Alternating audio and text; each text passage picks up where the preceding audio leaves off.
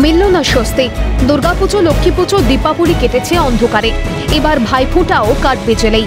নবম, দশম, একাদশ, দ্বাদশ শিক্ষক নিয়োগ দুর্নীতির ইডির মামলায় আগামী 27 অক্টোবর পর্যন্ত জেল হেফাজতে জীবন কৃষ্ণ সাহা।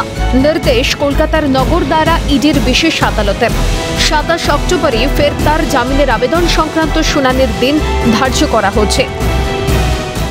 ভাতৃদ্বিতীয়া জেলেই কাটতে চলেছে নবম, দশম, একাদশ, দ্বাদশ শ্রেণীর নিয়োগ দুর্নীতির ইডির মামলায় ধৃত বড়োয়ার বিধায়ক জীবন কৃষ্ণ সাহার। এবং যে বিষয়গুলি জানা যাচ্ছে যে এক্ষেত্রে শুধুমাত্র জেল হেফাজত নয়, আগামী 27 অক্টোবর পর্যন্ত কলকাতার নগর দায়রা আদালতের নির্দেশে জেল হেফাজতের নির্দেশ অভিযুক্ত বড়োয়ার বিধায়ক জীবন কৃষ্ণ সাহার।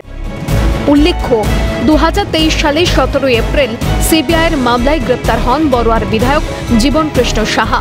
13 মাস জেলেই কাটিয়েছিলেন তিনি। পরে জামিন পেয়ে বড়োয়ায় সক্রিয় রাজনীতিতে যোগ দেন জীবন কৃষ্ণ, কিন্তু তাতেও ঢেকে রাখা যায়নি তার দুর্নীতির গ্যারাকল। নিয়তির পরিহাসে সমস্ত দুর্নীতির তথ্য হাতে পেয়ে তাকে গ্রেপ্তার করে ইডি।